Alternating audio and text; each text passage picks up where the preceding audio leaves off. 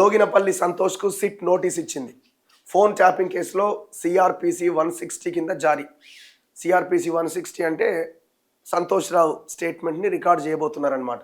ఏం ప్రశ్నలు అడుగుతున్నావు మరి? ఇప్పటికీ Harish Rao KTR statement record. SIT ప్రశ్నలకు సమాధానం ఇస్తా మాజీ ఎంపీ సంతోష్ రావు ఇవాళ జూబ్లీహిల్స్ పోలీస్ స్టేషన్లో విచారణకు హాజరు కావాలని ఆదేశం. మధ్యాహ్నం 3 గంటలకు హాజరవుతారట. ఫోన్ ట్యాపింగ్ కేసు దర్యాప్తులో భాగంగా బీఆర్ఎస్కు చెందిన మరో కీలక నేత మాజీ ఎంపీ జోగినపల్లి సంతోష్ రావుకు సెక్షన్ 160 సిఆర్పిసి కింద సిట్ అధికారులు సోమవారం నోటీసులు జారీ చేశారు. నేడు మధ్యాహ్నం 3 గంటలకు జూబ్లీహిల్స్ పోలీస్ స్టేషన్లో విచారణకు హాజరు కావాలని అందులో పేర్కొన్నారు. పంజగుట్ట పోలీస్ స్టేషన్లో నమోదైనటువంటి ఫోన్ ట్యాపింగ్ కేసు దర్యాప్తు సాగుతున్న నేపథ్యంలో సంబంధిత అంశాలపై వివరాలు సేకరించేందుకు ఈ నోటీసు ఇచ్చినట్టు సిట్ పేర్కొంది. ఇదే కేసులో ఇప్పటికే పలువురు రాజకీయ నాయకులు మాజీ ఎస్ఐబి అధికారులు విచారణకు హాజరైనటువంటి విషయం తెలిసిందే. కేవలం సాక్షులుగా మాత్రమే వీళ్ళని విచారించారు, అంతే కదా? అంతే. అంటే ఇప్పుడు వీళ్ళు కేసులో అయితే వీళ్ళు ఎఫ్ఐఆర్లో అయితే ఏం వీళ్ళు లేరు. ఈ రిమాండ్ రిపోర్ట్ కేసు డైరీ ఉంది కదా, పంజాగుట్ట పోలీస్ స్టేషన్లో నమోదైన కేసు. సో దాంట్లో రాధాకిషన్ రావు, భుజంగరావు, తిరుపతి అన్న వీళ్ళందరూ ఇచ్చిన వాంగ్మూలాలు ఉన్నాయి కదా, దాంట్లో వీళ్ళ పేర్లు ఉన్నాయి. అంటే వీళ్ళ పేర్లు చెప్పారు, వీళ్ళ ద్వారా మేము చేసినామని. పెద్ద ఆయన అని కేసీఆర్ పేరు, కేటీఆర్ పేరు, హరీష్ రావు, ఇట్లా రకరకాల పేర్లు ఉన్నాయి. అండ్ ఒకరికొకరు వీళ్ళ ఫోన్లు కూడా ట్యాప్లు చేసుకున్నారు. అవును. ఇప్పుడు చాలామంది ఎవరెవరైతే ఫోన్లు ట్యాప్ అయినాయో వాళ్ళందరినీ సిట్ పిలిచి విచారించి వాళ్ళ ఆడియోలు వాళ్ళకే వినిపించింది. ఇగో మీ ఫోన్ ట్యాప్ అయింది, ఈ ఆడియో మీదేనా కాదా. సో వాళ్ళ నుంచి అవును మాదే అని వాళ్ళ నుంచి సైన్ తీసుకున్నారు. సో దాన్ని బేస్ చేసుకొని ఇప్పుడు వీళ్ళని కూడా పిలిచి విచారిస్తున్నారు. దీని తర్వాత ఉండొచ్చు అంటారు కేసీఆర్ ఏమైనా మళ్ళీ ఒక మిగిలింది కేవలం కేసీఆర్ మాత్రమే ఇప్పుడు ఈయన తర్వాత కేసీఆర్. మరి కేసీఆర్కి ఇస్తారా ఎవరు? నేను అనుకోవడం ఇదంతా ఒక పెద్ద ఈవెంట్ లాగానే కనబడుతున్నది, ఒక పెద్ద డ్రామా ఇది. సంతోష్ రావుని విచారిస్తున్నారు అని అంటే ఫస్ట్ ఆయన మీద విచారించాల్సిన కేసు టానిక్ కేసు. టానిక్ కేసులో ఏం జరిగింది? టానిక్ అనేది ఒక వైన్ షాప్, దాదాపుగా 100 కోట్ల బిజినెస్ చేసిరు దీని ద్వారా. టానిక్ అనే వైన్ షాప్ ద్వారా అపరిమితమైన అధికారాలు ఒక్క వైన్ షాప్కి కట్టబెట్టి ఒక టానిక్ షాప్ పేరుతో దాదాపు 10ల సంఖ్యలో షాపులు తెరిచిర్రు. అసలు వైన్స్ కొనుగోలు చేసే మనకి జిఎస్టీ ఉండదు, కానీ జిఎస్టీ పేరుతో ట్యాక్స్ వసూలు చేసిరని. అండ్ దాంతోపాటు అన్ని షాపులు 11 o'clock క్లోజ్ అయితే వీళ్ళకి ఇంకొక గంట సమయం ఎక్కువగా కేటాయించారని సపరేట్ మెమో జారీ చేశారని, అవన్నీ మనకు వాస్తవాలు ముందు కనబడ్డాయి. మరి ఆ కేసు ఏమైంది? ఆ కేసులో ఒక్కడు కూడా అరెస్ట్ కాలే కదా. 60 కోట్లకు ఆ కేసు కాంప్రమైజ్ అయ్యారన్నది బయట చర్చ. మరి అట్లాంటి కాంప్రమైజ్ అయిన తర్వాత ఇక సంతోష్ రావు మీద ఈ ఫోన్ ట్యాపింగ్ కేసులో ఆయన విచారించి ఏం చేస్తారు? ఇదంతా ఏదో పెద్ద డ్రామా నడుస్తున్నది, ఒక పెద్ద ఈవెంట్ లాగా ఉన్నది ఇది. అంటే ఇష్యూస్ని డైవర్ట్ చేయడానికి ఎంతకాలం నుంచి ఫోన్ ట్యాపింగ్ మీద విచారణ జరుగుతున్నది? దాదాపు 1.5 year 2 years అవుతున్నది. ఎంతమందిని అరెస్ట్ చేసినారు? ఆ 4-5 తప్ప. తర్వాత ఈ కేసులో వచ్చిన పురోగతి ఏంది? మొన్న హరీష్ రావుని పిలిచాట, మీ ఫోన్ ట్యాప్ అయింది మీకు తెలుసా అని అది క్వశ్చన్. ఇప్పుడు ఈయన కూడా అడుగుతారు, నీ ఫోన్ ట్యాప్ అయింది, ఆయన చేసిండు, ఈయన చేసిండు, నీకు తెలుసా అని అడుగుతారు. అసలు యాక్చువల్గా ఈయన ఎక్కడున్నాడు? కేసీఆర్ పక్కన ఉన్నాడు. ఎవరి ఫోన్లు ఎక్కడెక్కడ ఎట్లా ట్యాప్ చేయాలి అని ఆ నెంబర్సు, ఆ పేర్లు ఇచ్చిందంతా ఈయనే అట. ఎవరికి నచ్చినట్టు వాడు చేసుకున్నాడు.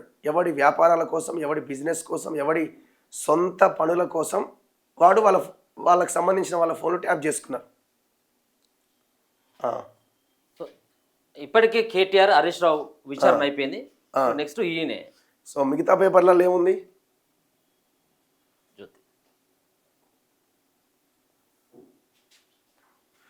ఇగో ట్యాపింగ్ కోసం అధికారులకు వచ్చిన ఫోన్ నెంబర్లన్నీ సంతోష్ రావు నుంచే వచ్చినాయట. సంతోష్ రావు నుంచి ఎట్లా వస్తాయి? సంతోష్ రావు అంటోడు మధ్యలో ఉన్నాడు. సంతోష్ రావుకి ఎవరికి ఇచ్చారు? కేసీఆర్ ఇచ్చి ఉంటాడు. సింపుల్, అంతే కదా. దీనిపైనే ప్రశ్నించబోతున్న అధికారులు. ఫోన్ ట్యాపింగ్ కేసు విచారణలో మరో కీలక పరిణామం చోటు చేసుకుంది.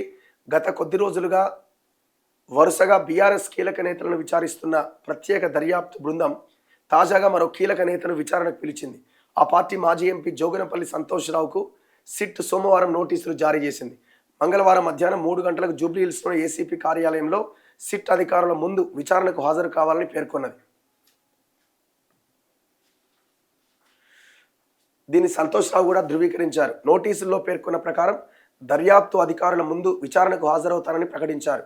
సిట్ విచారణకు హాజరు కావడానికి ముందు బంజారా హిల్స్లోని బీఆర్ఎస్ పార్టీ కార్యాలయం తెలంగాణ భవన్లో పార్టీ నాయకులు శ్రేణులతో సంతోష్రావు సమావేశమైందట. ఫోన్ ట్యాపింగ్ కేసులో ఇప్పటిదాకా విచారించిన వారందరినీ ఉదయమే హాజరు కావాల్సిందిగా సూచించిన సిట్ అధికారులు సంతోష్రావు విషయంలో మాత్రం భిన్నమైన సమయాన్ని ఎంచుకున్నారట. బీఆర్ఎస్ మాజీ మంత్రులు హరీష్ రావు, కేటీఆర్తో పాటు ఇతర పార్టీల నాయకులు, అధికారులు, మాజీ అధికారులు, సాక్షుల్ని కూడా నిర్ణీత తేదీలో ఉదయం 11 గంటలకు రావాలన్నారు. అయితే ఇప్పుడు వాళ్ళందరినేమో ఉదయం 11 నుంచి రాత్రి 7-8 దాకా విచారించారు. మేబీ నేను అనుకోవడం ఈయనని 3 గంటలకి ఎందుకు రమ్మన్నారంటే ఏం లేదేమో మ్యాటర్ ఆడ, ఏం లేదేమో, లేకపోతే ఇక ఆల్రెడీ ఈయనని పెద్దగా ఇబ్బంది పెట్టాల్సిన అవసరం లేదని ముందుగానే డిసైడ్ అయిపోయి 3 గంటలకు పిలుస్తున్నారేమో. అంటే ఈయన విచారణ ఎంతసేపు ఉంటుంది? మహా అయితే 3 నుంచి 7, ఒక 3 నుంచి 4 గంటల వరకు ఉంటుంది. సింపుల్, అంతే, అంతకుమించి ఏముంది? ఇక నోటీస్ ఇదే.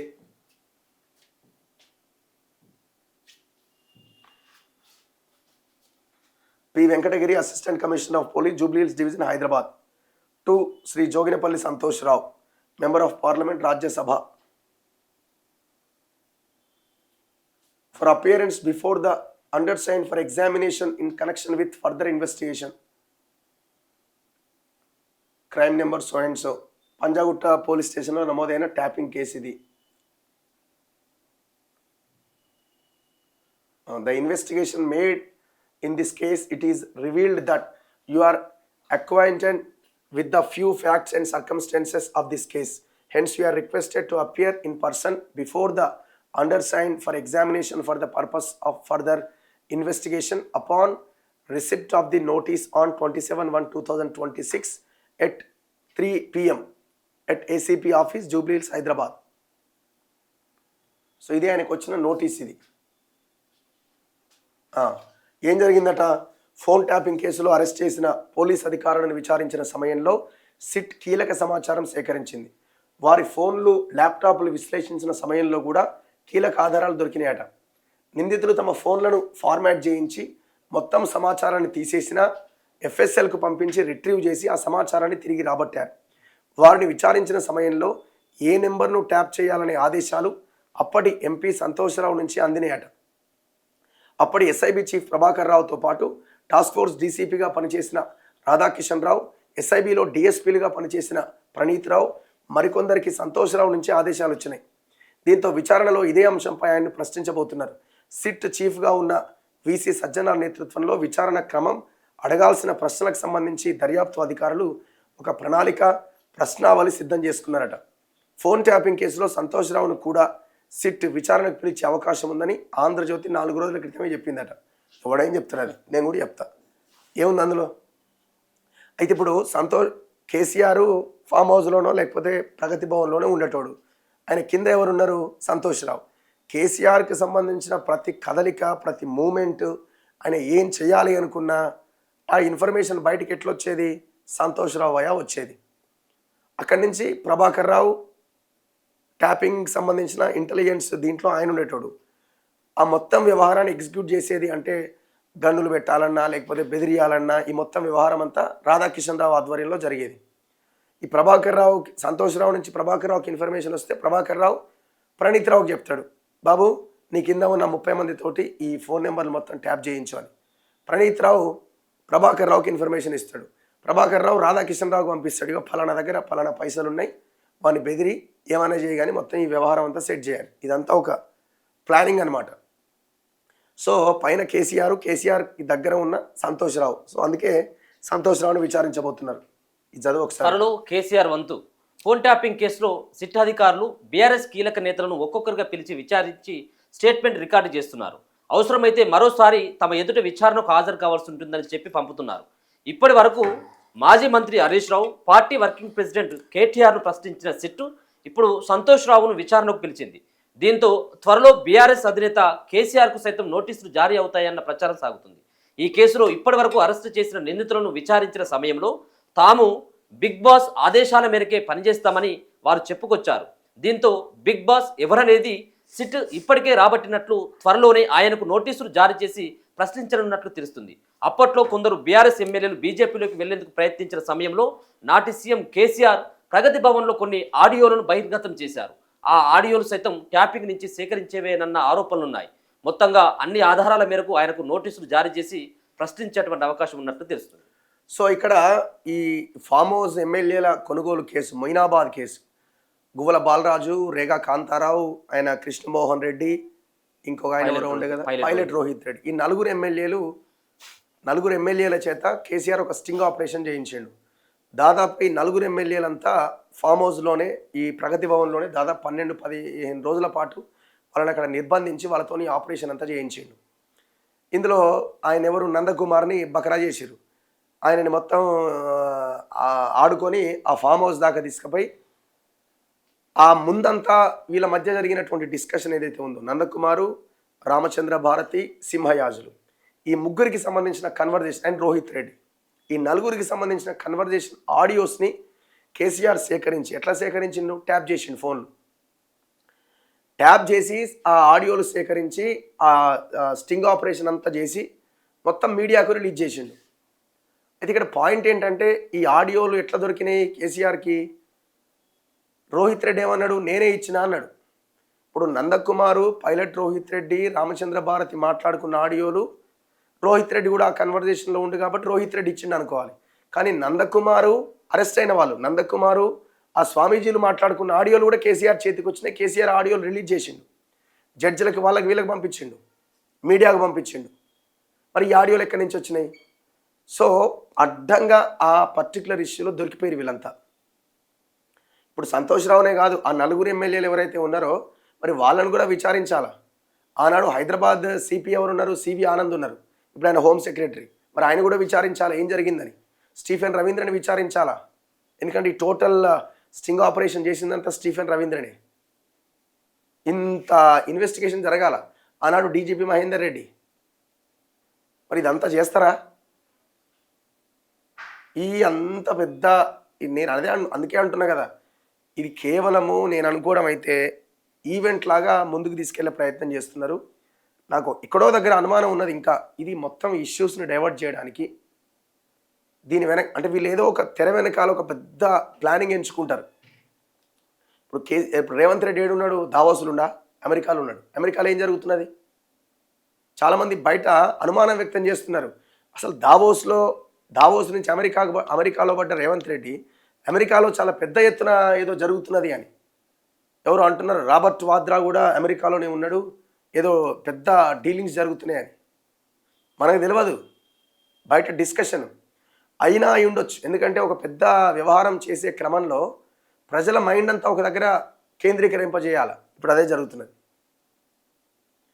ఎంతకాలం చేస్తారండి ఈ విచారణలు? ఎన్నేళ్ళు పడుతుంది ఈ విచారణలకి? ఏ ఒక్క విచారణలో అయినా మీరు పురోగతి సాధించిరా? ఫార్ములా కార్ రేసింగ్ కేసు ఏమైంది? రేవంత్ రెడ్డి మొన్న ఏ ఎలక్షన్ అది, జూబ్లీహిల్సా? జూబ్లీహిల్స్ ఎలక్షన్లకు ముందు ఏం చెప్పిండు? గవర్నర్ సంతకం పెడతలేడు, గవర్నర్ సంతకం పెట్టంగానే నేను అరెస్ట్ చేస్తామన్నాడు. గవర్నర్ సంతకం పెట్టి నెల అయిపోయింది. మరి ఇంతవరకు ఏది అరెస్ట్? ఏది? ఎవరో కామెంట్ పెడుతున్నారు ఔటర్ రింగ్ రోడ్ కేసు ఏమైందని. నేను అనుకోవడం మొన్నటి 2 సంవత్సరం క్రితం జరిగిన అసెంబ్లీ సమావేశాల్లో హరీష్ రావు ఈ ఔటర్ రింగ్ రోడ్డు విషయం ఎత్తినప్పుడు హరీష్ రావే గుర్తు చేస్తుండే, దీని మీద నేను సిట్ వేయబోతున్నా అన్నాడు. ఏమైంది సిట్టు? మరి రేవంత్ రెడ్డికి దొరకలేదా, టీం దొరకలేదా వేయడానికి? ఔటర్ రింగ్ రోడ్ స్కామ్ మీద సిట్ ఏమైంది? మేము అధికారంలోకి వస్తే రద్దు చేస్తామన్నారు కదా మీరు, అంటే పల్స్గా తింటున్నారు.